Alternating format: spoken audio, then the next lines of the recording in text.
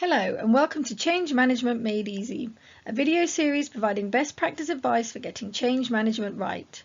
This is brought to you by Change Proud, a change management training and resources platform. In this episode, we're going to be helping you understand how to create a change vision for your change program or project. Always start with the vision.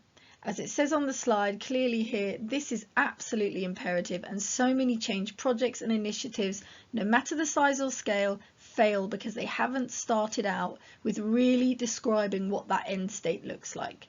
So your vision should actually be, a statement, an articulation in words which paints a compelling picture of the future, describing why change is needed and the value it will bring. If you can look on the box on the left hand side here, there's several bullet points that talk about what will be the most effective things to cover in a vision statement, and there is quite a lot, but you just want to make sure that you're thinking that you have in mind that it's going to help people understand why change is needed. It's going to motivate them. It's going to give them a sense of what the journey's like. It's going to definitely talk about what the value and the end state is. And ultimately it's so important because you can then hang all your change activity off that. So every time you talk about the program, you come back to the vision. All of your communications and key messaging and how you might position training and new skills and the types of things that leaders talk about in the business to get people engaged comes back to that vision. And it really helps you to anchor everything in it. And just looking at a couple of the examples on the right hand side of the slide here. So what type of vision would you need depending on the business context? So if it was acquiring a new business, for example, you'd be focusing on what that entity, that new entity, combined entity, would enable. If it was about culture and engagement, it would really be about how the vision statement guides the end purpose for you. So what's the future culture that you want for the business, and why is that so crucial to the purpose of the business?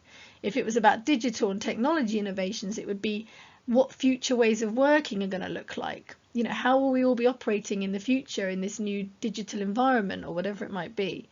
So it's really, really important that you're selling that destination. If you don't have a clear view of that end state destination, people just won't go on the journey with you. So how do you create a vision? The best way to do it is to run a vision creation workshop. Now there's lots of guidance on here, but clearly this is going to depend on your program itself, the size and scale of your business, who your stakeholders are. But you really want to have an immersive session, essentially bringing the right people together, so the right kind of senior stakeholders, other people involved in the project, a mix of people, not just senior leaders, the others who will be delivering, others who will really feel the impact of the project, whatever it might be. And sit together and talk about, what are the outcomes that we're trying to get to here? Let's kind of whiteboard it, get some post-its, stick it up on the, on the walls.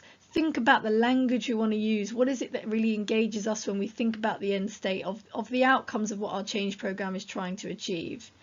And then also these 4 purple boxes. So it could be helpful in kind of thinking about how you structure a workshop like that, to start off thinking through these 4 things. So what's our scope? So what's the business scope that might be changing or not in terms of the products and services we offer?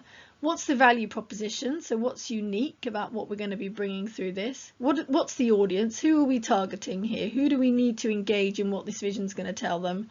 And what are the expected results and the outcomes? And then there are some questions here in pink below. So again, it's not necessary to answer every one of these, but it could just help to structure the conversation with the right people. So having a go at answering these.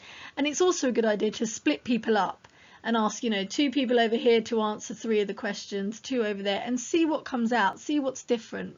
Because the whole point of this as well is to make sure there is alignment. And if somebody says, well, I thought the vision should be about this, and someone else thinks it's something completely different, then you can guarantee that the rest of the business will be as equally confused and disengaged by that. So it's really getting everyone on the same page and creating that compelling articulation of what the end state's going to be. If you've enjoyed watching this video, for more easy to use and accessible change management training resources and templates, please visit Change Proud. Thanks for watching.